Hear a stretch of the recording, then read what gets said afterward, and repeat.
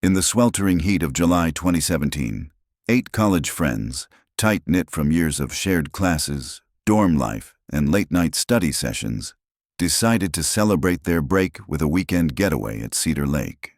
They rented a sleek, 24-foot boat for the occasion, laughing as they took group selfies on the sunlit dock, stuffing coolers with ice, snacks, and plenty of beer. Spirits were high. They'd promised their families they'd return by Sunday night, sunburned but safe. But none of them made it back. The boat, and everyone on it, disappeared without a single trace. There were no flares, no frantic mayday calls, not a single piece of wreckage floated to the surface, no shimmering trail of fuel or oil. It was as if the vessel and its passengers had slipped into another dimension. In the 5 years that followed, their devastated families scoured the 12-mile lake, combing every shaded cove, each reedy inlet, and the tangled corners of the surrounding marsh. They hired private divers, combed satellite images, and consulted with psychics in desperation. The search consumed their lives. But despite their relentless efforts, the lake gave them nothing. But everything changed in the spring of 2022. A drone enthusiast named Aaron Mills was testing a new high-resolution camera over a restricted marshland area just northeast of Cedar Lake. He was contracted to do topographic mapping for the county, just routine work, until his drone swept over an area he hadn't intended to film. The live feed froze him in place, an unnatural pattern of pale shapes below. Scattered across a secluded stretch of dark water, camouflaged by thick vegetation, lay what appeared to be a fleet of derelict boats. Not one or two, but dozens, perhaps over 100, lay half-submerged like a forgotten navy. The scene was surreal. White fiberglass hulls gleamed eerily beneath the drone's camera, stark against the murky blackness of the marsh, arranged as if they were being stored or hidden. Authorities later called it a maritime graveyard, but one boat, in particular, would unravel the mystery behind the disappearance of the 8 students. Because inside that vessel, something had been carefully preserved, proof that these young people hadn't simply drowned. They had been killed to conceal a secret someone was willing to protect at any cost. The call came on a Tuesday morning at precisely 6:43 a.m. It had been 5 years and 2 months since Tyler Camden's name first appeared on the missing persons registry. His older brother Alex was already awake, as always, sitting alone in his dimly lit kitchen with a cup of black coffee steaming beside him. The marine insurance database was open on his aging laptop, cursor blinking over search results. For 1,887 consecutive days, this had been his ritual. Every morning he hunted for clues, new boat registrations, salvage records, Coast Guard incident logs, a puzzle he refused to abandon. The phone vibrated loudly against the chipped oak table.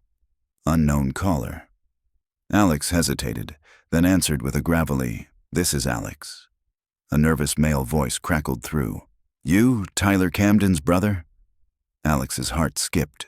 He gripped the phone tighter. "Yeah, who is this?" "You've been asking about lost boats, right?" the voice said. "My name's Aaron Mills. I do aerial work, drone stuff. I think I found something. Something you'll want to see." Alex didn't wait. Before Aaron could finish relaying the address, Alex was in his truck, engine roaring to life. 20 minutes later, he stood in Aaron's cluttered garage, surrounded by tripods and battery packs, staring at a laptop screen that made his knees buckle. The footage showed what could only be described as a secret marina of the dead. Row upon row of abandoned watercraft stretched out like gravestones across a hidden body of water. Cabin cruisers with peeling decals. Pontoon boats are sinking into sludge. Fishing vessels rotting quietly in silence. Each hull wore the grime of long neglect. "Where is this?" Alex's voice was hoarse, almost a whisper. "North end of Cedar Lake," Aaron replied, eyes darting nervously. "Past the federal wetland zone. I wasn't supposed to be flying there. I was just trying to map the new floodplain boundaries." Aaron scrolled through the footage, freezing on one frame and zooming in. "This one. Look at the trim. White body, blue accents, 24 feet. Alex leaned in, a gasp caught in his throat. "That's it," he whispered. "That's their boat." He remembered standing with Tyler at the rental dock 5 years earlier, watching his younger brother grin with delight as he ran his hands along the polished gunnel. They'd laughed about how extravagant it seemed, too fancy for a group of broke college kids. But Sophia had insisted on something special for her birthday weekend. It had been her idea, the best for one last summer bash. "You're absolutely sure?" Aaron asked cautiously. Alex nodded. The boat's registration number was obscured under layers of algae and dirt, but he didn't need to read it. He'd called those digits into local law enforcement so many times, they were carved into his memory. "How long do you think it's been out there?" Alex asked. Aaron scratched his head. "Hard to say. Some of those boats look ancient, like they've been decaying for over a decade, but a few are newer. That's the weird part. It's like someone's curating them." He adjusted the angle. "They're not just dumped there. Look." Alex squinted. The vessels were arranged with eerie precision. Neat, evenly spaced rows, each boat facing the same direction. Not random. Not accidental. "I need to go out there," Alex said, already pulling out his phone. "You can't just go," Aaron warned. "That marsh is under federal jurisdiction. It's a protected area. You'll need permits, maybe clearance." "I don't care about that," Alex muttered, dialing the sheriff's office. 3 hours later, Sheriff Tom Bradley met them at the public marina. He arrived in a patrol skiff, his stern face unreadable as he throttled toward the lake's north end. Alex sat rigid in the stern, eyes fixed on the horizon, fists clenched around the safety rail. He had called his mother first, Patricia Camden. She'd cried, not with the raw anguish of those early years, but with a weary sorrow, as if she'd always known this day would come. She'd wanted to be there, but Alex had convinced her otherwise. He needed to see it first. He needed to understand what they were walking into. Detective Ray Holloway was already waist-deep in the shallows when they arrived. He stood beside the boat they believed to be Tyler's. He looked older than Alex remembered, his face more drawn, hair now streaked with gray. "This one's been here a while?" Holloway called, examining the hull. "She sank at some point, then looked like she was dragged up here. Hull's breached, algae everywhere." Alex waded over, his boots sucking into the mud. He laid a hand on the faded blue trim. The fiberglass was slick, but familiar. There was the dent near the bow, from when Tyler had misjudged the dock during their practice run. It was their boat. No question. "Any sign of—" He couldn't finish the sentence. Holloway shook his head slowly. "No remains yet, but we're just getting started." Alex pulled himself aboard. The cockpit had filled with murky water and debris, but its structure was mostly intact. Carefully he moved around, water sloshing around his ankles, scanning for anything that might hold answers. Then he saw it. The old cooler, wedged beneath the stern bench. He pulled it free, pried open the lid. Inside, wrapped in a thick, sealed plastic bag, was a waterlogged smartphone. The pink case is still faintly visible beneath grime. Sophia's phone. His hands trembled as he lifted it from the cooler. Something told him this device was going to speak for all of them. The phone's screen was blank, lifeless, but the case made Alex's breath hitch. Bright pink, speckled with faded glitter and worn at the corners, it was unmistakable. Tucked into the back of the case, beneath the clear plastic shell, was a photo. 8 young adults crammed shoulder to shoulder at Emma's graduation party, grinning in a burst of pure summer joy. Sophia's phone. She never let it out of her sight. Ever. "Detective," Alex called, his voice tight, strangled with emotion. Holloway sloshed over quickly, water rising up past his belt, latex gloves already tugged onto his hands. He took the phone delicately, handling it like glass. He turned it over, squinting at the sealed case. "Might be able to pull some data," he said, studying it from multiple angles. "If the memory card survived, there's a chance." While Holloway bagged the phone carefully, Alex resumed his search of the boat's interior. Beneath the portside bench, His fingers brushed against something soft and damp. He pulled it out, a familiar blue baseball cap, the brim slightly curled. It was Jake's. The lucky hat he'd worn to every Cubs game since high school, even the away games they'd watched in dive bars and student lounges. Behind the main console, something else was wedged tight. A small spiral-bound notebook, swollen with moisture, its pages warped but intact. He thumbed through it carefully, catching glimpses of delicate handwriting between splotches of water damage. Rachel's journal, almost certainly. She'd carried it everywhere, even on camping trips. It was filled with poems, half-finished thoughts, and song lyrics scribbled in the margins. Each item felt like a punch to the ribs. They weren't just random objects. These were pieces of real people, echoes of laughter and memories now soaked in silt and silence. These weren't souvenirs from a day at the lake gone wrong. This was evidence. A crime scene frozen in time. "Alex," Holloway's voice came sharp and urgent from the stern. "You need to see this." Alex splashed through the waterlogged floor and crouched beside the detective. Holloway pointed at the fiberglass hull just above the waterline. Something had been etched there. Small letters, rough but purposeful. Alex leaned closer, blinking away the sting of lake water. "Help us." The words were faint beneath a slick coating of algae and grime, but unmistakable. Carved by hand, carved by someone who knew they were in danger. Alex's throat constricted. His eyes burned. That was Tyler. It had to be. Tyler had realized something was wrong.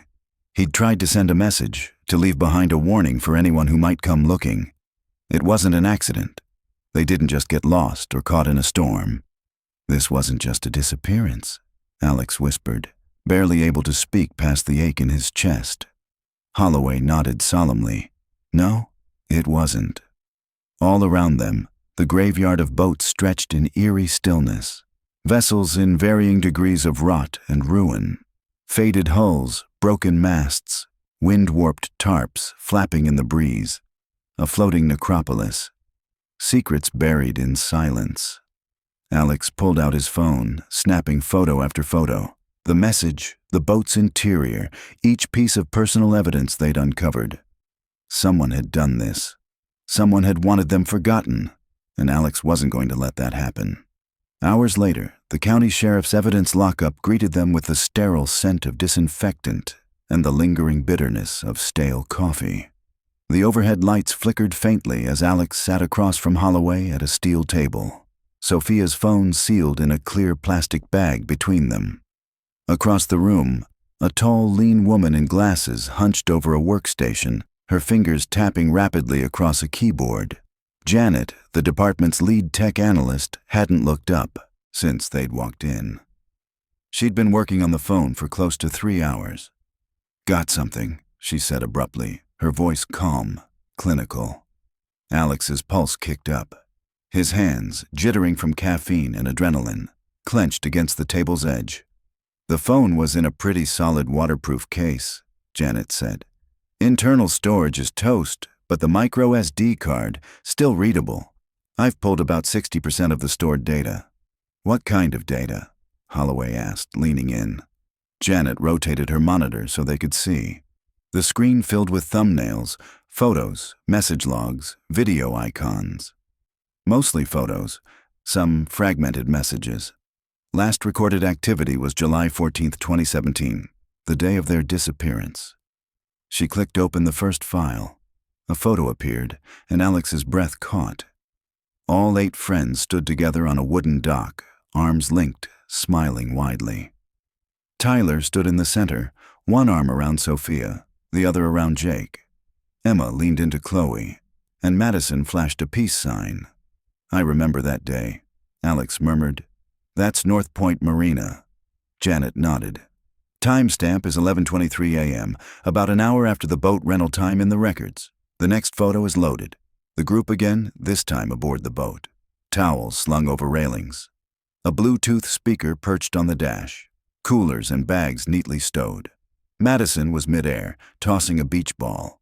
Ashley was smearing sunscreen across Rachel's shoulders. Happy, casual, blissfully unaware of what was coming. "Keep going," Alex urged, voice rough. Several more photos followed. Swimming, sunbathing. Tyler's gripping the wheel in oversized aviators, pretending to steer like a pro. Emma snapped a selfie while Chloe and Madison giggled behind her. It was the perfect summer day. Until it wasn't. The mood shifted with the next image. The timestamp jumped to 3:47 p.m. Tyler, no longer smiling, stood at the helm, pointing at something just out of frame. His face was tense, alert. Behind him, faint on the water's horizon, was another boat.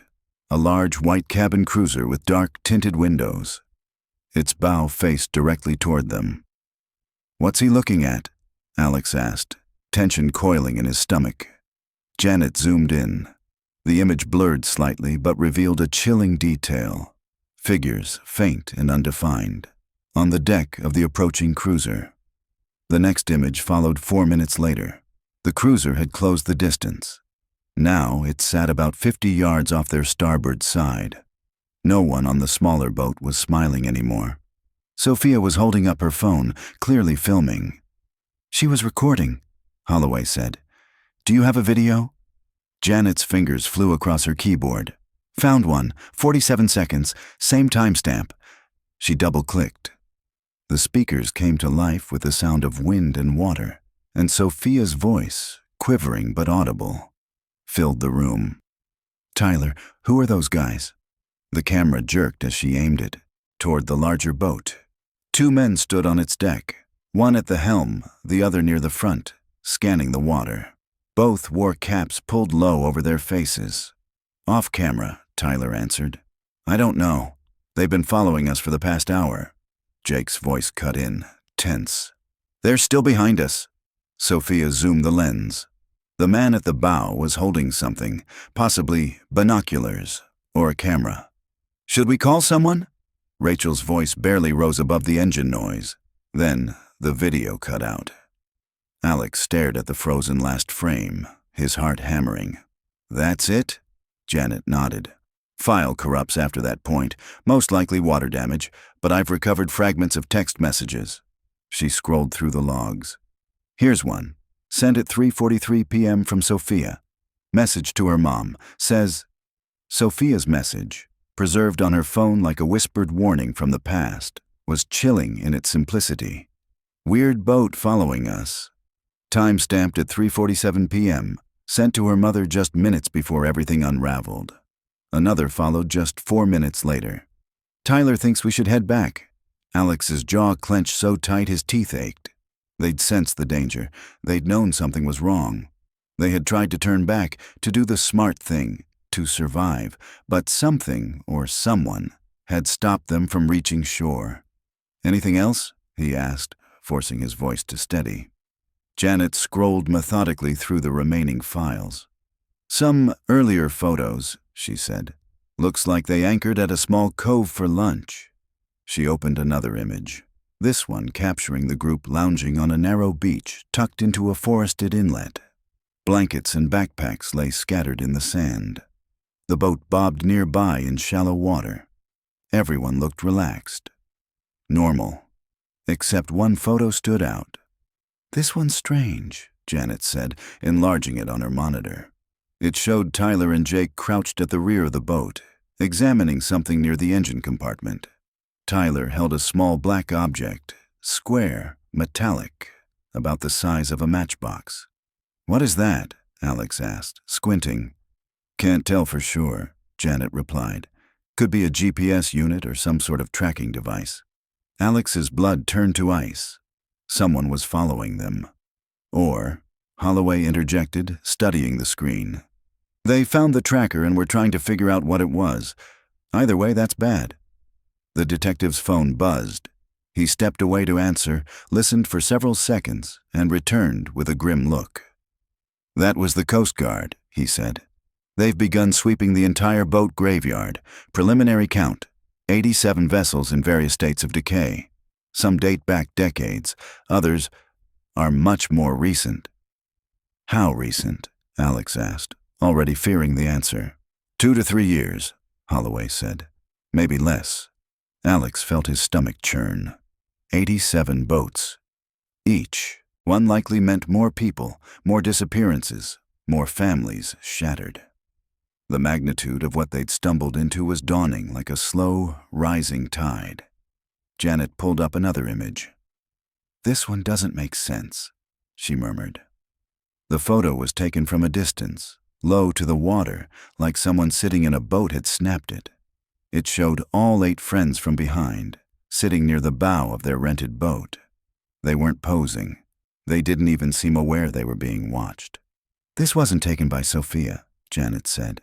"The image metadata shows it was transferred to her phone via Bluetooth, not taken with her camera." "Someone sent it to her?" Alex asked. Janet nodded. "Most likely airdrop. The timestamp aligns with when the other boat was seen in the distance." Alex stared at the screen.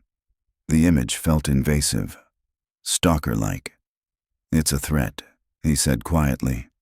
They wanted them to know they were being watched. Holloway's face hardened. "Psychological warfare. Get them scared. Force them to make a mistake." "What kind of mistake?" Alex asked. The detective didn't answer right away, but his silence said enough. The kind of mistake that ends with 8 college students vanishing without a trace. They spent another hour combing through corrupted files, faint echoes of laughter in short video clips, blurred photos of a summer day slowly unraveling into terror. There was nothing more conclusive, but what they had was damning.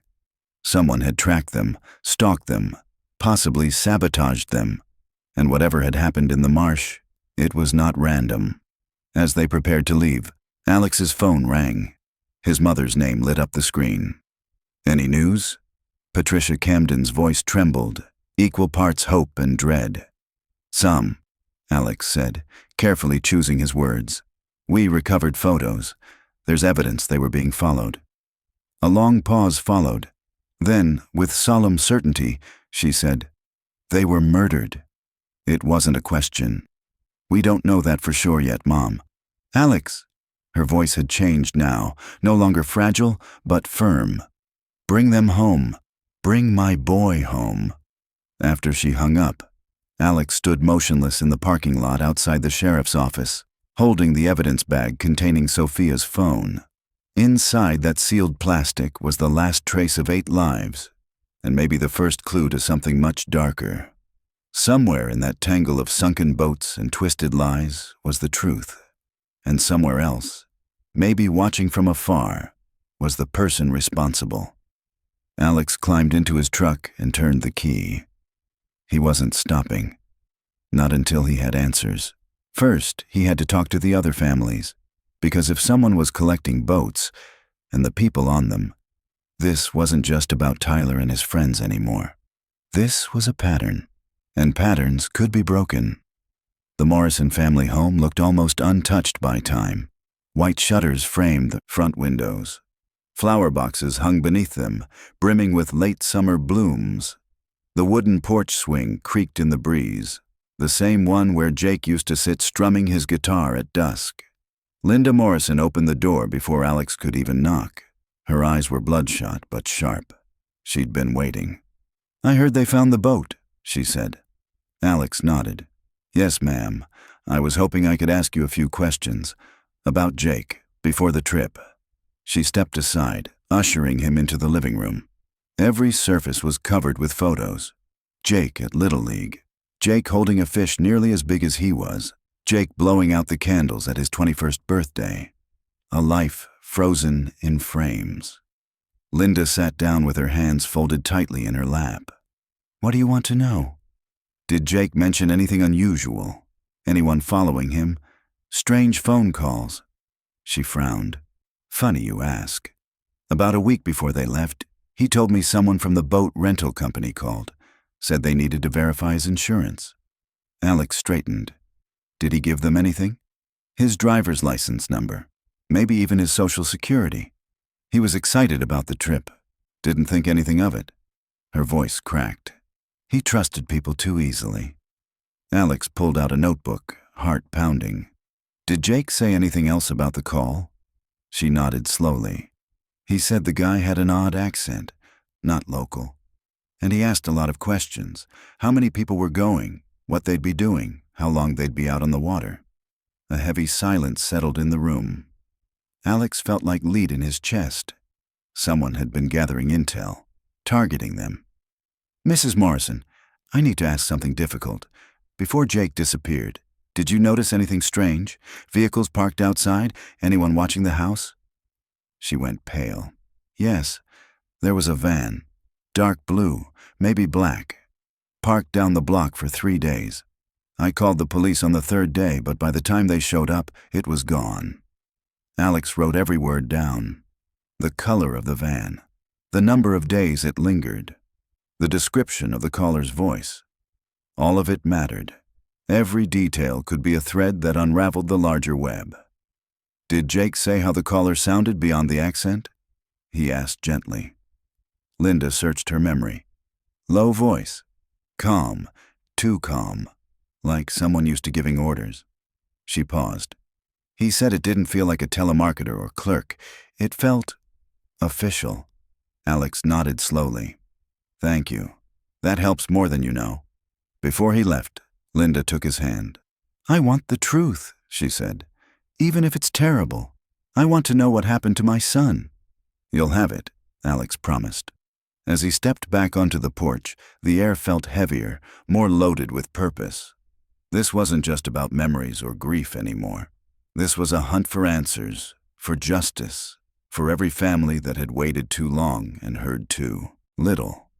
The next stop would be the Winters home, and after that, the Brooks family, then the Nguyens. He would visit them all, because they deserved more than silence. They deserved the truth. Alex jotted the details down, the pen trembling slightly between his fingers. Each new revelation was like another jagged piece in a puzzle that no longer resembled a boating accident. It looked more like a carefully engineered trap. His next stop was across town, to the Reeves residence. The driveway was empty, save for an older model sedan. David Reeves stood beside it, arms crossed, still wearing his dusty work shirt and oil-stained jeans from the auto parts store he managed. I saw it on the news, David said without ceremony. They found the boat. Yes, sir, Alex said. I was hoping to ask you a few questions about the days leading up to the trip. Did Sophia ever mention anything unusual?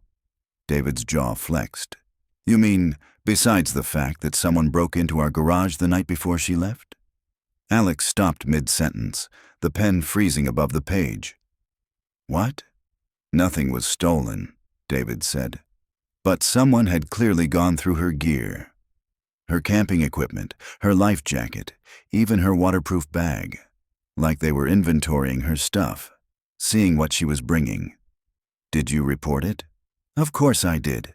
Police said it was probably local kids looking for something to swipe. But Sophia wasn't convinced. She was rattled. I'll tell you straight, she almost backed out of the trip. Alex felt a cold knot form in his stomach. What changed her mind? David's face hardened. Tyler called, said the rental was already paid for, that everyone was counting on her. She didn't want to disappoint anyone. You know how she was, always trying to do right by people. Alex looked away, guilt gripping him like a vice. His brother had convinced her to go. Whether out of friendship or obligation, Tyler had unknowingly sealed her fate. Or had he known? That question sat heavy in the air. There was something else, David added, his voice quieter. She got a friend request on Facebook from someone she didn't know. Generic name, Mike Johnson, no mutual friends. The account was nothing but pictures. What kind of pictures? All of Cedar Lake, the shoreline, the docks, aerial shots. Like someone was cataloging it. That's what Sophia said. Every photo was from the water. She tried to pull it up again the next day, but the account was gone. Alex's pen moved in a blur. Did she screenshot anything? She didn't think it was worth it. Just weird. Not threatening. At least, not at the time. Alex thanked him, then spent the remainder of the afternoon crossing the city, meeting with families of the other victims. With every visit, the threads of the story pulled tighter into a chilling narrative. Carol Clark, Emma's mother, remembered a strange phone call from someone claiming to represent the state's Lake Safety Authority. They'd asked for a list of all passengers going out that weekend to ensure compliance with new boating regulations. The call had seemed official, and Carol had given them what they asked. Madison's parents had been visited by a man posing as a utility worker. He'd spent a long time pretending to inspect their power meter, conveniently located directly outside Madison's bedroom window. When asked why he lingered, the man claimed he was recalibrating usage settings. Rachel Kim's father described a man who approached Rachel while she was working her shift at a bookstore, asking bizarrely detailed questions under the pretense of conducting a recreational boating survey. She told her dad she'd laugh about it later. Thought it was awkward, but harmless. By the time Alex knocked on the Martinez family's door, the sun was sinking behind the rooftops, and his notebook was thick with overlapping suspicions. Rosa Martinez spoke limited English, so her older daughter Maria translated. "Mama says a man came to the house 2 days before Chloe left," Maria explained. "He said he was from the insurance company. Wanted to verify information about Chloe's car. But you don't have insurance with that company." "No," Maria said firmly. "And Mama told him that, but he insisted. Said he needed to confirm policy details. He had a badge, a briefcase, expensive suit. But Mama said something felt off." "How so?" Maria turned to her mother for confirmation, then back to Alex. She said he kept looking past her, into the house, like he was checking the layout. Then he asked if Chloe was home. Said he needed to speak with her directly. "What did your mother say?" "She told him Chloe was at work. He gave her a business card and left." "Do you still have it?"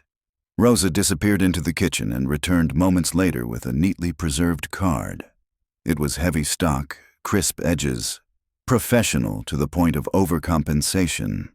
Alex stared at the embossed lettering. Carl Brennan, Senior Marine Insurance Investigator, Lakeside Marine Recovery Services. His hand trembled slightly as he accepted the card. The name rang no immediate bells, but the company seemed vaguely familiar. "May I keep this?" Rosa nodded, eyes clouded with worry.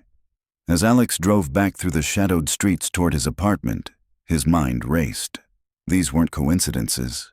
They were premeditated actions. Each family approached, each victim probed, every move calculated. It wasn't random violence or spontaneous greed. It was a coordinated operation, a hunt. Once home, he fired up his laptop and typed in the name, Lakeside Marine Recovery Services. The site was sleek, professionally designed, crisp white background, blue accents, and stock photos of clean-cut investigators posing with reclaimed vessels. According to the homepage, the company specializes in high-value marine asset, recovery and insurance claim investigations. Then Alex clicked the About Us tab and froze. There he was, Carl Brennan, clean-cut, silver-haired, wearing a blazer and smiling for the camera. 23 years in marine insurance fraud investigation, licensed salvage operator, dozens of endorsements from insurance companies. And then came the photo gallery, Brennan's trophies. Rows upon rows of salvaged boats, all neatly aligned in what appeared to be a private yard. A drone-shot aerial image made Alex's breath catch. He knew that layout. He'd seen it from Aaron's footage. It was the same hidden marina, the graveyard. Alex's pulse thundered in his ears. This wasn't just a coincidence. Brennan hadn't stumbled onto that site. He had created it, curated it. The missing boats were his operation. He grabbed his phone and dialed Holloway. "I found him," he said as soon as the detective answered. "I found the bastard who killed them."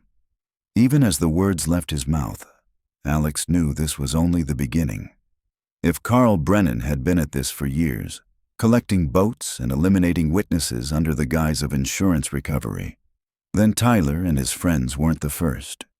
And if no one stopped him, they wouldn't be the last. The walls of Holloway's office seemed to close in tighter under the buzz of fluorescent lights. Midnight had come and gone, and the desk between them was strewn with manila folders, half-drained coffee cups, and crime scene photos. The business card sat in the center, glaring like a trap sprung too late.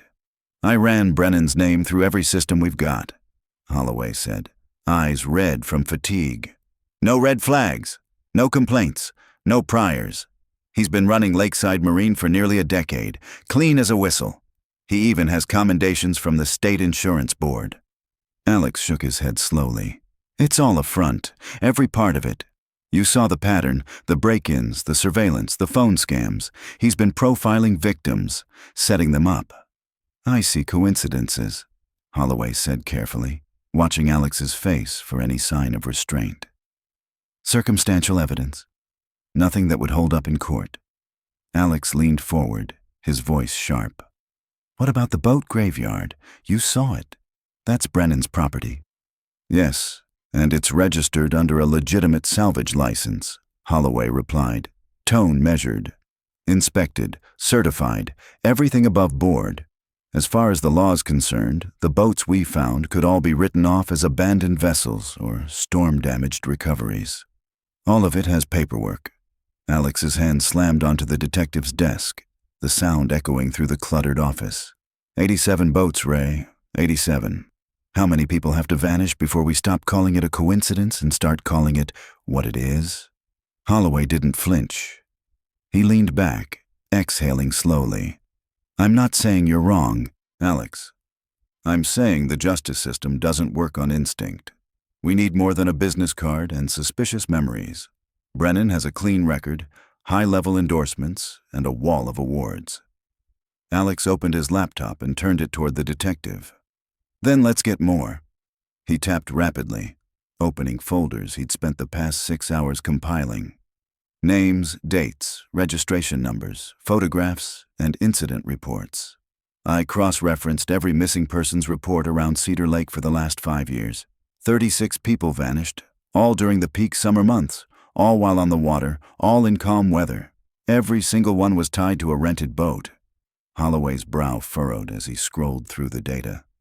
That's a pattern. It's more than that. It's business. Alex clicked on another chart. Insurance payouts for stolen or missing boats over the same period, $12 million.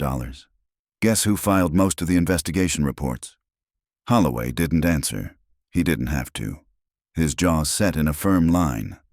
Brennan, Alex continued. He stages the thefts, reports the boat stolen, collects the insurance money, then buries the evidence in his salvage yard under the guise of recovery.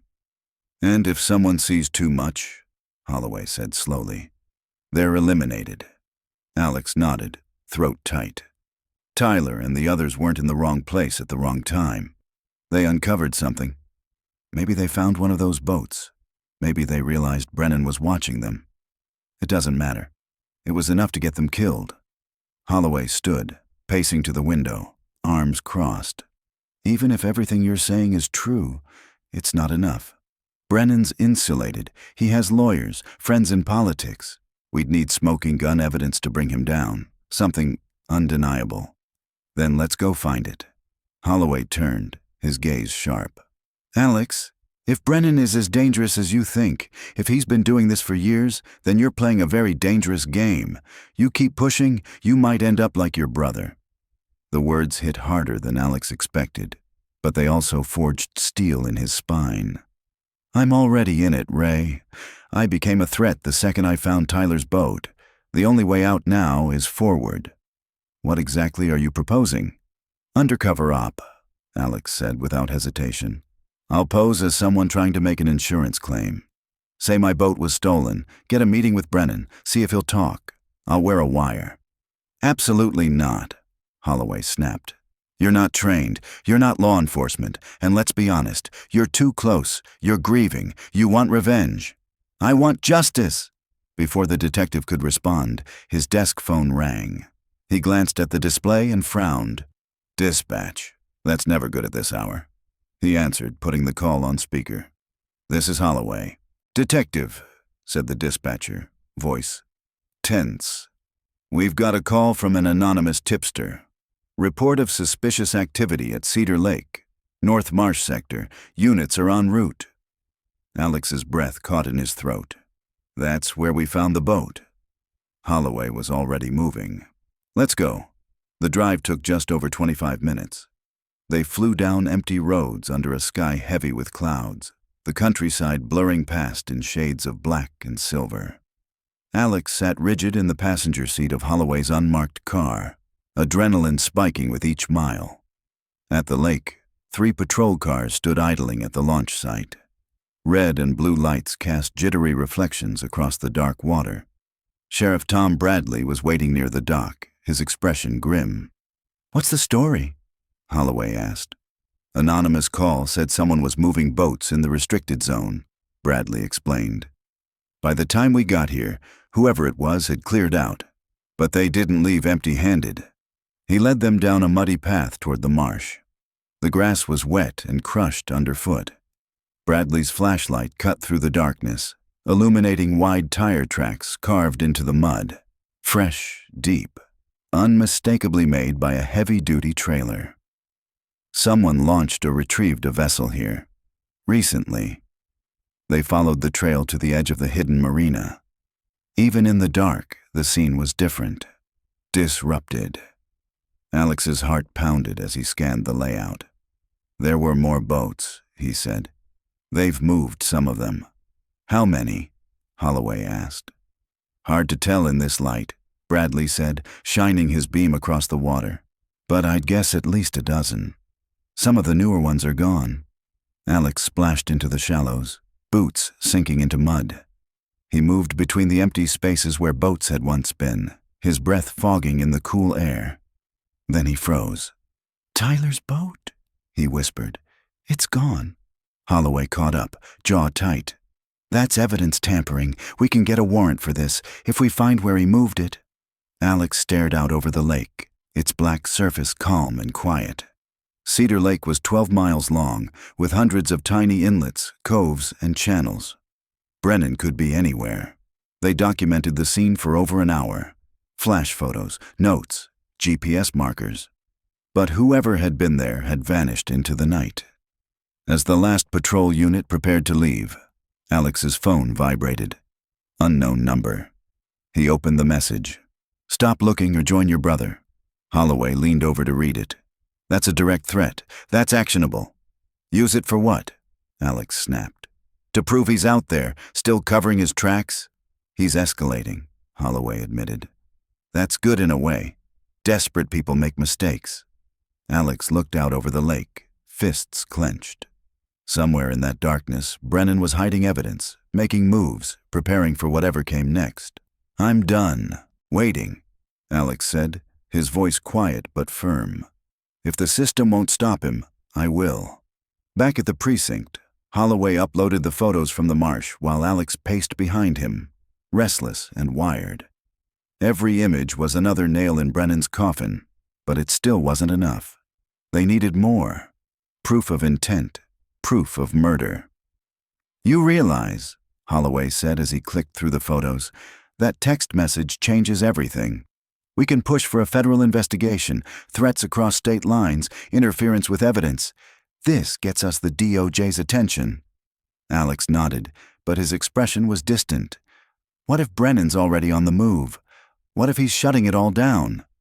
"Then we move faster." "I want to talk to Aaron again," Alex said. "The drone guy. He might have more footage, maybe stuff he didn't think was relevant before." "You think he caught something else?" "Maybe. Or maybe he saw who was driving those trailers." "I'll send a unit to his place," Holloway said. "He should be under protection anyway." Alex leaned on the edge of the desk, looking at the screen, then at the photo of Tyler and the others that sat propped against the keyboard. "They were just kids, Ray. They had no idea what they were walking into. Which is why we can't afford to make mistakes now." Alex took a deep breath. "Then let's not. I'm done hoping the system will work. If you won't bring him in, I will," Alex said, voice tight with finality. "Alex, don't do anything reckless," Holloway warned, concern deepening in his eyes. But the warning came too late. Alex was already heading for his truck, boots crunching on gravel, mind sharpened like a blade. Brennan had chosen the wrong man to intimidate. This time, the game would be played on Alex's terms. And Brennan? He wasn't going to like the rules. Instead of returning home, Alex drove straight to his workshop, a converted garage behind his apartment, cluttered with marine tools and engine parts. He didn't bother turning on the heater despite the night's chill. The familiar smell of motor oil, rust, and gasoline grounded him, gave him focus. Here, surrounded by metal and grit, he could think clearly. He switched on the overhead fluorescents and began laying everything out on the scarred wooden workbench. Brennan's business card. Photos of the marsh, each one showing rusting boats like forgotten graves. Copies of insurance paperwork tied to vanished vessels. And finally, the message that had set his blood boiling. Stop looking or join your brother. He stared at the text. Every thread he'd followed, the missing kids, the boat graveyard, the broken families, had led him here. Brennan wasn't just committing fraud. He was orchestrating disappearances, silencing witnesses. And Alex now knew without question that his brother had died trying to stop it. He opened his laptop and dug into Brennan's background again, deeper this time. Lakeside Marine Recovery was licensed with 6 major insurance companies. Is it the official mailing address? A P.O. box in the city? But the salvage yard? That was another story. It was registered to a company called North Shore Holdings, LLC. The paper trail twisted through fake names and shell companies like a hedge maze, but Alex kept following it. Buried in property tax records, he found it. A residential address. Not the public yard where Tyler's boat had been found, but a waterfront estate, Brennan's real home. 1247 Lakeshore Drive, a secluded property on the southern curve of Cedar Lake. Remote, private. The perfect place for someone who wanted to move boats without being seen. He memorized the address, then wiped every search and file from his system. If he was going to do this, he wasn't going to leave breadcrumbs behind. The next morning, Alex called in sick to work. By mid-morning, he was parked a quarter mile from Brennan's house, hidden along an old logging trail. From the cover of the trees, he studied the property. The house was as modern as it was cold. Glass walls, black steel siding, clean lines that seemed to repel warmth. It had its own private dock and 2 boat slips. One sleek speedboat was moored there, glistening like a predator in the sun. And beside it sat a familiar vessel, Tyler's boat. Alex's heart clenched. It had been cleaned, restored even. The algae that had clung to it in the marsh was gone. The hull gleamed and the paint had been touched up. But the details were unmistakable. The dent in the bow.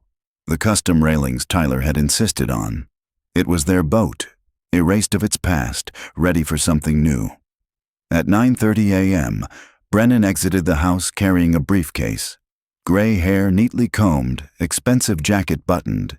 He looked like a man heading to a corporate meeting. Not a killer, not a ghost maker. Alex stayed low as Brennan drove off in the same white pickup they'd seen at the marsh. He waited 10 more minutes, counting each second. Then he moved. He crossed the lawn in a low jog and reached the dock without incident. Every sense on edge. He climbed aboard Tyler's boat. The interior had been scrubbed clean, but Alex knew where to look.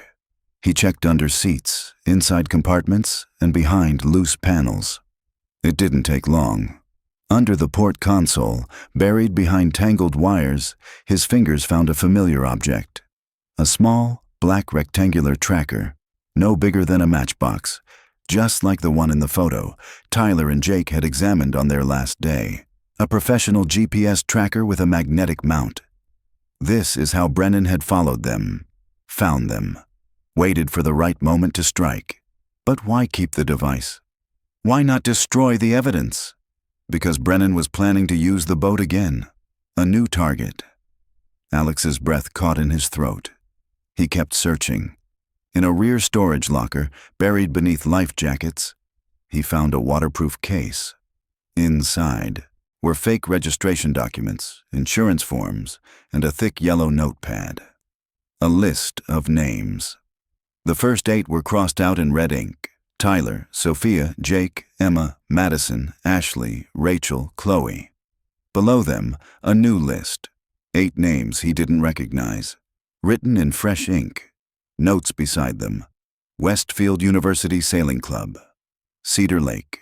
June 11th, 13. Brennan's next victims. Alex's stomach turned. He snapped photos of everything. The tracker, the list, the documents. Then replaced everything exactly as he'd found it. As he stepped off the boat, he heard a familiar rumble. Brennan's truck. He was early. Too early. Alex's heart pounded as he looked around. No cover, no escape route. Without thinking, he slipped into the water, biting back a gasp as the icy lake engulfed him. He tread water beneath the dock, using its shadow and crossbeams for concealment. The truck door slammed. Footsteps, heavy, deliberate. "I know you're here," Brennan called, voice smooth, too calm. Alex Camden, Tyler's big brother, the one who can't let sleeping dogs lie. Alex pressed himself against the underside of the dock, muscles trembling. The water was so cold it felt like fire in his veins. "You think you're clever," Brennan continued, stepping above. "You think this is about justice. It's not. It's about order, about keeping things clean." Footsteps creaked directly overhead. "I gave you a chance to walk away. I warned you, but some people don't listen." The dock groaned as Brennan paused, as if peering into the water. "You found something, didn't you? That's going to be a problem." Alex clenched his jaw, forcing himself to remain still. Every nerve screamed. Every instinct wanted to run. But this wasn't the moment. Not yet. The footsteps retreated slowly. Then the slam of a door. Then silence. By the time Alex climbed out of the freezing water, his limbs felt like lead. He crouched behind a tool shed near the side of the house, shivering violently, teeth chattering so loud he was afraid Brennan might hear them from inside.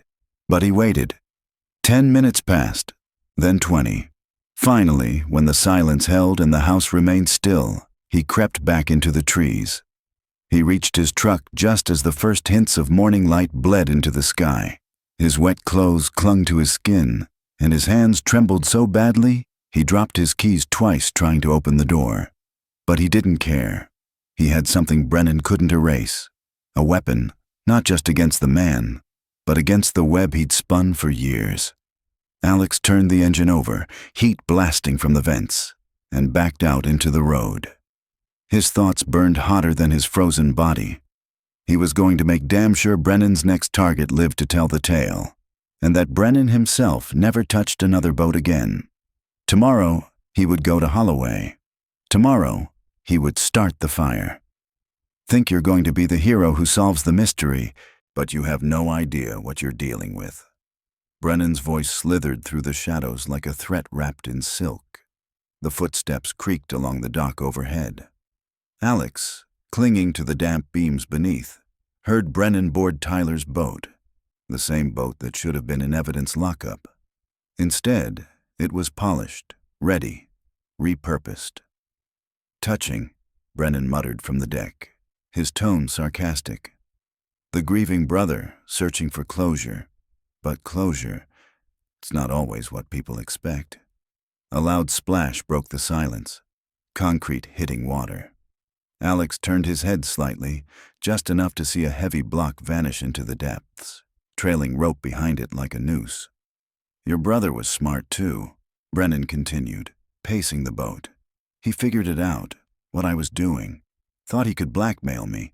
Said he had evidence hidden away. Insurance, he called it. Thought it would keep him and his friends safe." Alex's chest tightened. Tyler had known. He hadn't just stumbled into danger. He'd tried to stop it. "But I've been doing this longer than he's been alive," Brennan said. "I know how to make problems disappear. 8 kids, tragic boating accident, happens more often than you'd think."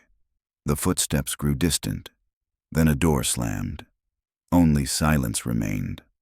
Alex waited a long minute, then dragged himself from the freezing water, body shaking with adrenaline and cold. He didn't stop to dry off. He ran through the trees, water sloshing in his boots, until he reached his truck. Brennan knew. The balance had shifted. This wasn't a game anymore. It was a war.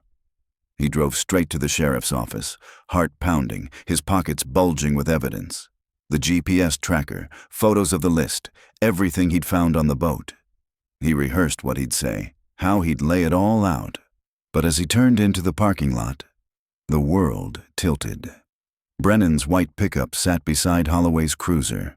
Alex stared through the glass into the brightly lit office. Brennan and Holloway sat side by side, talking like old friends, smiling, occasionally laughing. Alex's hands gripped the steering wheel, the leather groaning beneath the strain. His heart hammered, sweat freezing on his temples. How long had Holloway been compromised? Had he always been working with Brennan, feeding him information, steering the investigation away? His phone buzzed. Text from Holloway. "Where are you? Need to discuss the case." The message stared up at him like a trap. If he went in now, he might not walk out.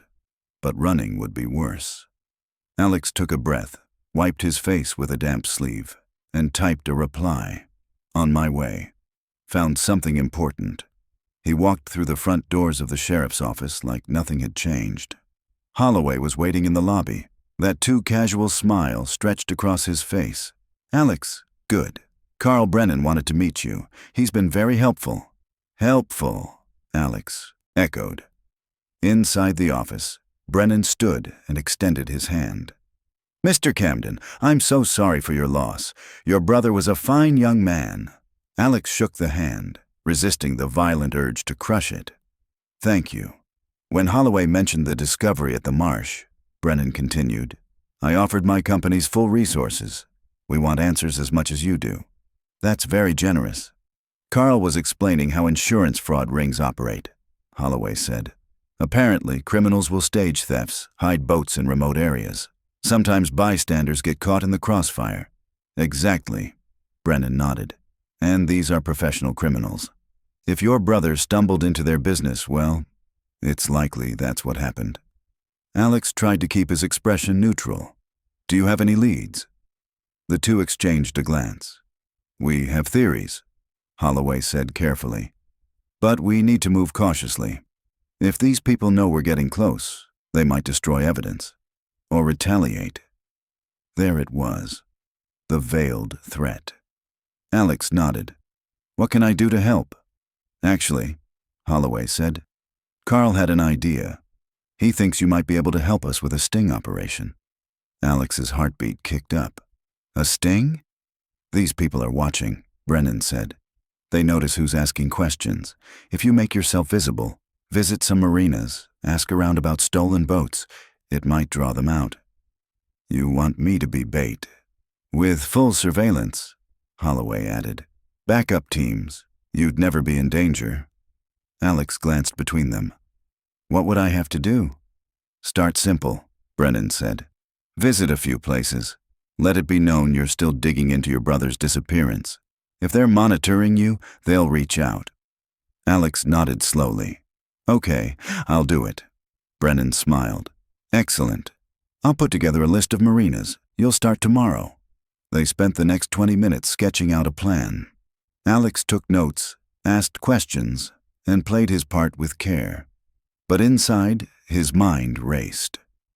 Brennan wasn't trying to catch anyone. He was preparing to erase Alex. The meeting ended with handshakes and hollow reassurances.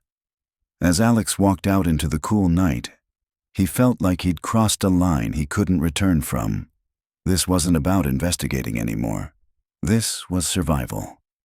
Alex walked back to his truck in silence. The meeting replayed in his mind. Brennan's smooth tone, Holloway's calculated calm. They were controlling the narrative, shaping reality to fit their version of events. Whatever illusion Alex had clung to about Holloway being an ally had shattered. Brennan's web reached deeper than he'd feared. Alex pulled out his phone and opened a secure note-taking app. He began dictating every detail he could recall from the meeting. Brennan's exact words, Holloway's phrasing, every nod, every glance. If anything happened to him, someone needed to know. Then he turned to the GPS tracker, studying the serial number again. It was a long shot, but if he could trace its origin, maybe he could tie Brennan to a specific purchase. But he needed help. Real help. Someone unconnected to this town.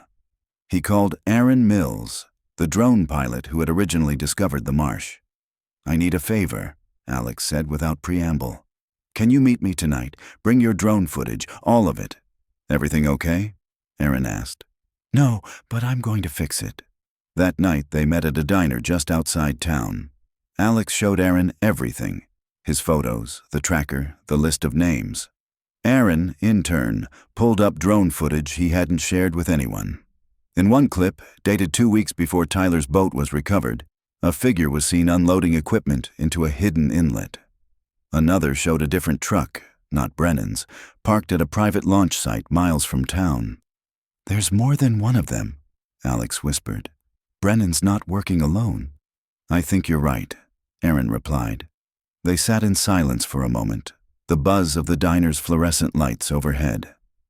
"We need to go public," Aaron finally said. "Expose all of it." Alex nodded. "We will, but not yet. Not until I have enough that no one can bury it." The real plan was taking shape. Not a sting, not a trap, a reckoning. One that Alex would deliver himself, if he lived long enough.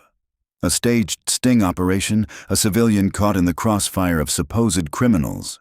It was the perfect cover. Alex left the sheriff's office with a list of marinas to visit and a gnawing sickness in his gut.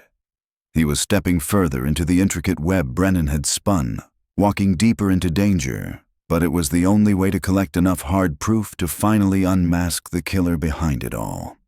His first stop was North Point Marina, the place where Tyler and his friends had rented the boat that day. The manager, Pete Sullivan, stood by the railing of the dock like he'd been there since the marina was built, skin weathered by sun and wind, hands calloused from years of tying ropes and fueling outboards.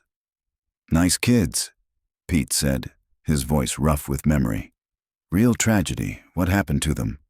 "I'm trying to figure out what went wrong," Alex told him, sticking to the script Brennan had given. "Have you had any problems around here? Boat thefts? Insurance scams?" Pete's face tightened. His posture changed subtly, shifting from open curiosity to guarded skepticism. "You asking for any particular reason?" "My brother's boat turned up in a salvage yard that shouldn't exist. Police think it might be tied to a bigger operation." Alex kept his voice even, but his fists were clenched in his coat pockets. Pete gave a wary glance around the marina before leaning in close. "Can I give you some advice, son? Stop digging. Some rocks, you turn them over, and all you find is a nest of, snakes." "What are you trying to say?" Alex asked, his heart thudding. "I'm saying there are people around here with deep roots and long memories, people who don't like being looked at too closely. You poke the wrong bear, you don't wake it, you disappear." "Are you talking about Carl Brennan?" Pete flinched. He stepped back like Alex had just spat poison. "I don't know what you're talking about," he said too quickly. "I think you should leave now." But as Alex walked away, Pete called after him, voice lower than before. "Your brother asked me the same questions, said he thought someone was planning something bad. I told him to be careful, and I'll tell you the same." Alex drove straight to his workshop, barely able to keep his hands from shaking as he locked the door behind him. He reached into his jacket and pulled out the flash drive. Tyler's flash drive. It felt heavier than it should, like it carried not just data but responsibility. Alex knew what he was about to uncover could be the final piece of his brother's legacy. He sat at his workbench, the laptop humming softly as it booted up. He plugged the drive into the port and waited. The screen blinked, then filled with folders, dozens of them, organized by date, each labeled in Tyler's meticulous handwriting. Titles like Insurance Claims Analysis, Boat Movement Logs, and Marina Payout Patterns. Alex opened the first folder. Inside were spreadsheets that tracked boat theft insurance claims over a span of 3 years. Tyler had cross-referenced them with weather data, incident reports, and Coast Guard activity. The thefts all happened during perfect conditions. No wind, no rain, no reason for a boat to be lost, always in remote places, no witnesses, and always paid out within weeks. The same name kept popping up in every single report: Carl Brennan, investigator of record. The second folder made Alex's blood run cold. Titled Surveillance Photos, it contained grainy images Tyler had taken himself. Brennan at various docks, meeting with different men, dock workers, marina owners, and, disturbingly, people in uniform. One photo showed Brennan handing an envelope to a man in a deputy's uniform. Alex zoomed in and his heart stuttered. Deputy Frank Walsh. He'd been the first officer to investigate Tyler's disappearance. Another photo showed Brennan at a steakhouse, sharing drinks and laughs with none other than Detective Ray Holloway. The timestamp on the image was 2 months before Tyler vanished. Alex's stomach twisted. How far did Brennan's influence go? How many officials had he bought? How many people had looked the other way, or worse, helped him? The third folder held just one file, an MP3. Alex hesitated, then slid on his headphones and pressed play. "This is Tyler Camden," his brother's voice came through, steady but urgent. "July 8th, 2017. I'm recording this because I think Carl Brennan is planning something big. I've been tracking his fraud operation for 3 months, and I think he knows I'm onto him." Alex sat frozen, his hands trembling. "Someone broke into my apartment last week," Tyler continued. "Didn't take anything, but my computer was accessed. My files were copied. Brennan's trying to find out how much I know. I think he's planning something." The audio crackled. "Sophia planned this lake trip for her birthday. I tried to talk her out of it, but she wouldn't listen. I couldn't tell her why, couldn't tell any of them, but I've got a bad feeling about this." There was a long silence. Then Tyler's voice came back, heavier now. "If something happens to us, if this file is found, I want everyone to know. Carl Brennan is a killer. He's using his position to cover it up. Detective Holloway is in on it. Maybe others too." The recording ended. Alex lowered the headphones slowly. He couldn't breathe for a moment. Tyler had known. He'd walked into that trip knowing they were being hunted, and he'd gone anyway. To try to protect his friends, to leave a trail. And now that trail led straight to the heart of Brennan's criminal empire. Alex opened the final folder. It was labeled Emergency Protocol. Inside was a detailed document, a contingency plan. Tyler had intended to mail copies of all his research to an FBI field office if anything happened. Attached were the address and instructions. Alex didn't hesitate. He copied the entire drive to his laptop, made 3 duplicates on new flash drives, and sealed one inside a waterproof envelope. He drove to the nearest post office and mailed it to the address Tyler had provided. Then, he did something he hadn't done since Tyler died. He cried, but the tears didn't last long, because there was still one thing left to do: finish what his brother started. He wasn't going to let Tyler's evidence vanish like Tyler himself had. The truth was in his hands now, and Brennan's reign of silence was coming to an end. Just as Alex was sorting copies of the files into envelopes, his phone rang. The name on the screen made his blood turn cold. Brennan again.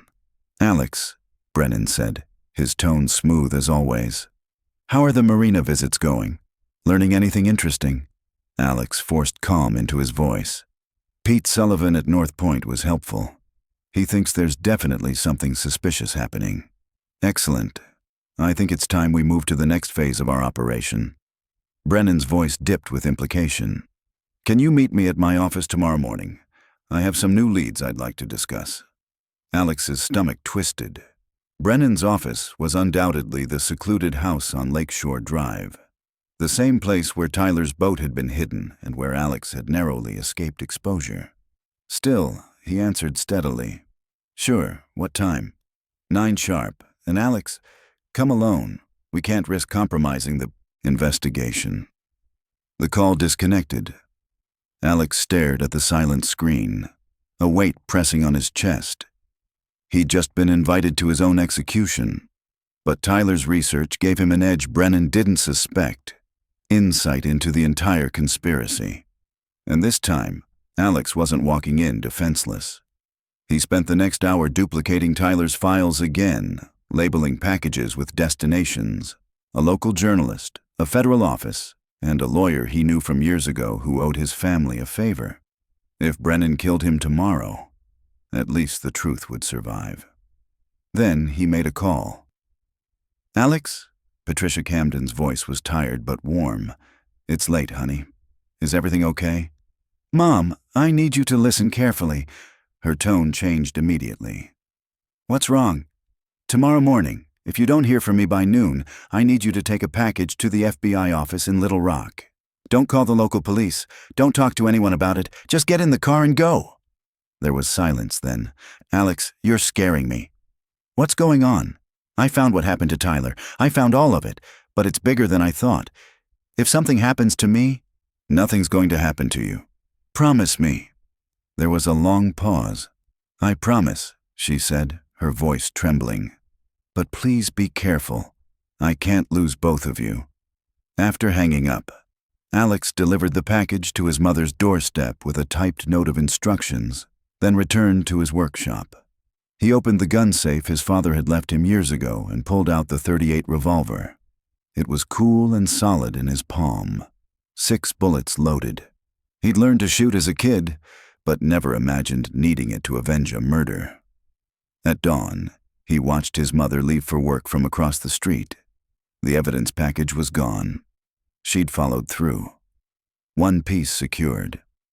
By 8:50 a.m., Alex was parked outside Brennan's house. The white truck was in the driveway. No neighbors. The vacation homes around the lot were unoccupied. Ideal for vanishing someone without witnesses. The .38 was in his jacket pocket. He walked to the front door and knocked.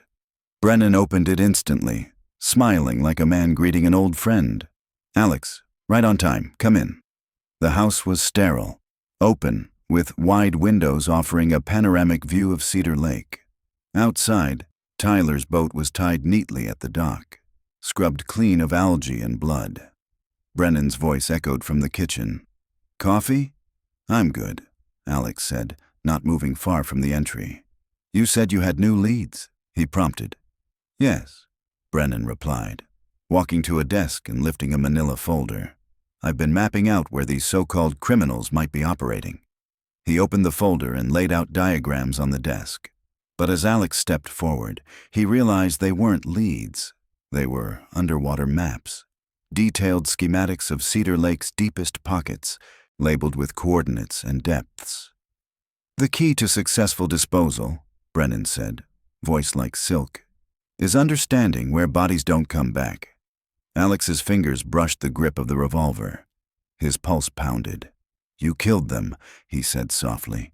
"You knew what they'd found? You lured them out there." Brennan's tone didn't change. "Your brother was smart. He collected a lot of evidence, but he misjudged me. Thought blackmail would work. You murdered them." "I solved a problem." The fury inside Alex sharpened, focused. "You've done this before." "Many times," Brennan said with a smile. "People disappear on lakes every summer. It's tragic, but efficient." Alex took a step back. "I sent the evidence to the FBI. They know." Brennan's jaw tensed for a fraction of a second. "Bluffing is dangerous." "I'm not bluffing," Alex said, reaching into his coat and drawing the revolver. "And I'm not scared." Brennan didn't flinch. "So what now, Alex? You shoot me and hope the system does the rest?" "I don't need hope. I have your confession." He pointed toward the backpack over his shoulder. Inside was a recording device, activated the moment he walked through the door. Everything Brennan had said was on tape. Brennan laughed, but there was no mirth. "Do you really think anyone will take your word over mine?" "They won't have to. I'm not the only one with a copy." Suddenly, from outside, sirens pierced the quiet. The house lights flickered as police and federal vehicles pulled up to the property. Brennan's smile finally cracked. "You called them." "No," Alex said. "My mom did. You threatened the wrong family." Doors slammed. Voices shouted. Brennan turned toward the back door, but Alex stepped into his path, gun steady. "Don't," Alex warned. Agents stormed in moments later, shouting commands. Brennan raised his hand slowly. "Carl Brennan," an agent announced. "You're under arrest for conspiracy, insurance fraud, and murder." As Brennan was cuffed, he turned to Alex. You're just like your brother. Alex met his gaze without flinching. That's the best compliment you've ever given me. Outside, Patricia Camden waited beside a federal agent. She rushed to her son as he exited the house, embracing him tightly. I kept my promise, she whispered. So did I, Alex replied, eyes brimming with tears. Tyler was gone, but his voice had changed everything. Justice had finally surfaced. His friends had become collateral damage. Brennan stepped calmly to the kitchen island and opened a drawer. Alex's muscles tensed, ready to draw the revolver he'd kept hidden in his jacket. But instead of a weapon, Brennan pulled out a pair of latex gloves and slowly pulled them on. The beauty of my business, he said, his tone light and eerily conversational, is that it's self-concealing. Missing boats, tragic. Accidents, equipment malfunctions, it's all tragically believable. Alex's eyes narrowed. And the police help you keep it that way. Some police, Brennan admitted with a shrug. Holloway has been useful, though he doesn't know the full scope. He thinks I'm just orchestrating a few insurance scams, skimming money here and there off false claims. He has no idea about the more permanent solutions I sometimes require. Alex's hand inched closer to his jacket pocket. His fingers brushed the cold steel of the revolver. You mean murdering witnesses? Brennan's tone didn't change. Managing risk. Every business has liabilities. You considered my brother a liability? Brennan's lips twitched, almost a smirk. He represented an unacceptable risk. As he spoke, Brennan casually moved toward another drawer, this one much closer to Alex. How many others? Alex asked, trying to keep him talking, searching for the right moment. How many people have you murdered? Killed is such an ugly word, Brennan said, tugging open the second drawer. I prefer problem resolution. Alex's grip tightened on the revolver as Brennan continued. Tyler and his 7 friends made 8. Before them, a young couple who started asking questions about missing rental boats, a marina manager who started connecting dots, a Coast Guard officer who came around one too many times. Alex clenched his jaw. 15? 17? You're forgetting the 2 that got away. Until now. From the drawer, Brennan produced a pistol. Black, blocky, serious. The plan, he said, raising it, was to stage another accident. You, overcome with grief, take your brother's boat out one last time. A sudden storm, another tragic drowning. Alex moved with trained precision, drawing his revolver in one smooth motion. The muzzle locked on Brennan just as the older man swung his pistol up. For a breathless second, they stared each other down across the sleek marble of the kitchen island. 2 men, 2 guns, 1 chance. You killed my brother, Alex said, voice like steel. Your brother killed himself, Brennan replied. He should have stayed in his lane. The shots cracked the silence in perfect unison. Brennan's bullet missed wide, shattering the floor-to-ceiling window behind Alex. Alex's round struck true, slamming into Brennan's right shoulder and spinning him around. The older man collapsed against the kitchen counter, blood soaking through the expensive weave of his shirt. You have no idea what you've done, Brennan gasped. You'll never find the others involved. Alex moved swiftly, kicking Brennan's pistol across the tile floor and out of reach. He kept his revolver trained on the man as he approached. Then start talking, Alex snapped. Names! How many officials are in your pocket? Brennan laughed, a wheezing, blood-choked sound. You think this ends with me? I'm just middle management. There are levels above me you can't even imagine. Alex didn't flinch. He pulled out his phone, keeping the revolver pointed with his other hand, and dialed. 911, what's your emergency? This is Alex Camden. I'm at 1247 Lakeshore Drive. I have a suspect in custody for multiple murders. I need paramedics and federal agents, not local law enforcement.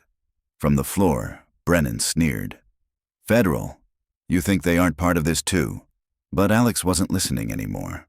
Through the shattered window, he saw Tyler's boat. Finally free, no longer a tool of silence and murder. Sirens wailed in the distance, echoing across the still waters of Cedar Lake. The nightmare was ending, and the truth was finally crashing into daylight. The FBI arrived first.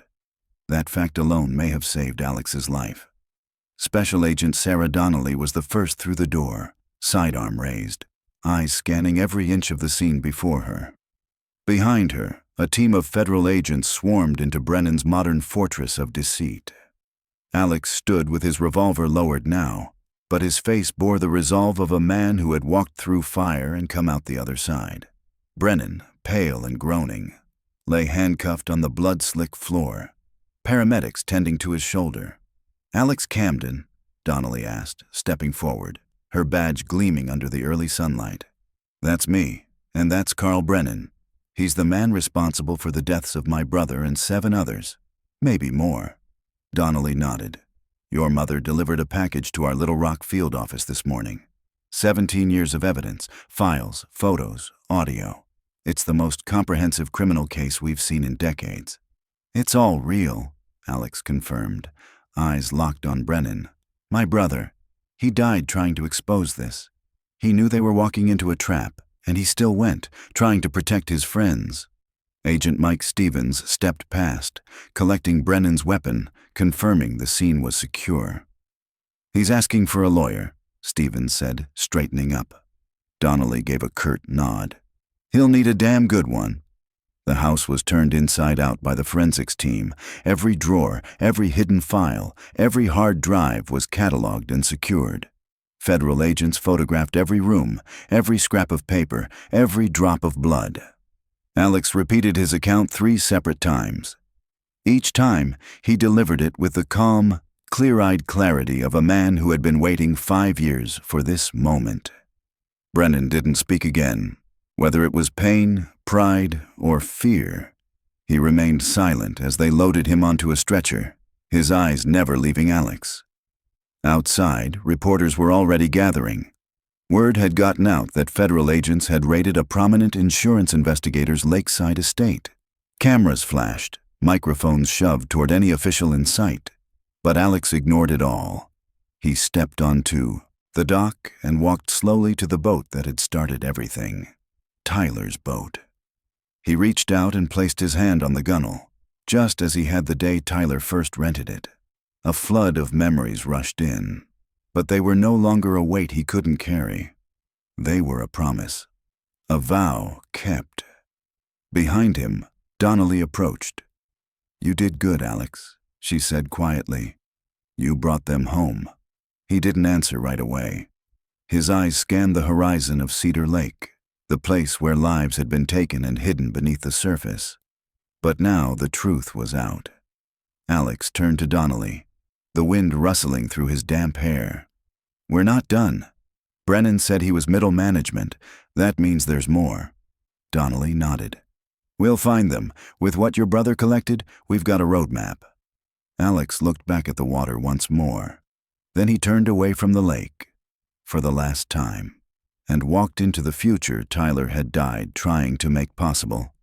Once to Agent Donnelly, once to her supervisor, and once to an assistant U.S. attorney who arrived by helicopter from Little Rock. Each time Alex recounted the same harrowing tale. Tyler's months-long investigation, Brennan's increasingly brazen threats, and the intricate web of corruption that had hidden 17 murders behind a facade of tragic boating accidents. "The most damaging evidence is on Tyler's flash drive," Alex explained to the prosecutor, a meticulous woman named Rebecca Walsh. She wore her sharp intellect like armor and reviewed the files on her government-issued laptop with clinical precision. Financial records outlining deliberate insurance fraud schemes, high-resolution surveillance photos of Brennan meeting with compromised officials, and audio recordings of him casually discussing the logistics of covering up murders. Tyler documented everything. Walsh nodded slowly, her brow furrowed. "This is incredibly thorough. Your brother missed his calling. He should have been one of us, a federal investigator." Alex's throat tightened. He didn't care about titles. He just wanted to protect his friends. "And he ended up protecting a lot more than that," Walsh replied quietly. "If Brennan had been allowed to continue, who knows how many more victims we'd be investigating." By the afternoon, The FBI had launched a full-scale operation. Federal agents raided Brennan's salvage yard, shut down his business offices, and executed simultaneous warrants at the homes of 6 known associates. The sweep was precise, ruthless, and thorough. Detective Holloway was arrested at his desk in the sheriff's office. The look of betrayal on his face as federal agents read him his rights didn't shake Alex. It only confirmed everything Tyler had uncovered. Deputy Frank Walsh was next, cuffed and loaded into a federal SUV outside his home, where he'd apparently been burning documents in a backyard fire pit. 2 marina managers were taken into custody, without incident. Another attempted to flee in his boat and was apprehended just off the southern shoreline after a brief chase. Sheriff Bradley, forced to confront the extent of the corruption in his own department, held a somber press conference on the courthouse steps. The Cedar Lake missing persons cases are now part of an ongoing federal investigation into criminal conspiracy, insurance fraud, and multiple counts of homicide, Bradley read from a prepared statement. We are fully cooperating with federal authorities. Anyone with information regarding Carl Brennan, Lakeside Marine Recovery Services, or suspicious boating activity is urged to contact the FBI immediately. Alex watched the broadcast from the temporary FBI command post at the North Point Marina. Around him, the once silent marina now buzzed with agents, news reporters, and grieving family members drawn by the sudden promise of long-awaited answers. Your mother's here, Agent Donnelly said quietly, stepping up beside him. Patricia Camden emerged from the crowd, her face pale and drawn. She moved like a woman carrying 5 years of anguish. But when she saw Alex, her composure cracked. She pulled him into a fierce embrace, burying her face in his shoulder. When I dropped that package off this morning, I thought I was going to lose you too. I'm okay, Mom, and we got him. We got the man who took Tyler from us. Patricia stepped back, tears streaming freely now. Tyler would be so proud of you. Other families gathered nearby. David Reeves stood silently with Sophia's mother, holding her hand. The Morrisons arrived next, Jake's parents arm in arm. Carol Clark, Emma's mother, wept quietly beside Madison's father and Rachel Kim's tearful parents. Rosa and Maria Martinez approached, clutching framed photos of Chloe. The pain etched into their faces was unbearable, but this time it was laced with something else. Closure. Linda Morrison approached Alex tentatively. Is it true? She asked. Did they really find Jake's body? Alex shook his head. Not yet, but Agent Donnelly says they've pinpointed 3 burial sites using Brennan's own maps and GPS data. The cadaver dogs are en route. Linda nodded slowly, blinking away fresh tears. At least we'll know.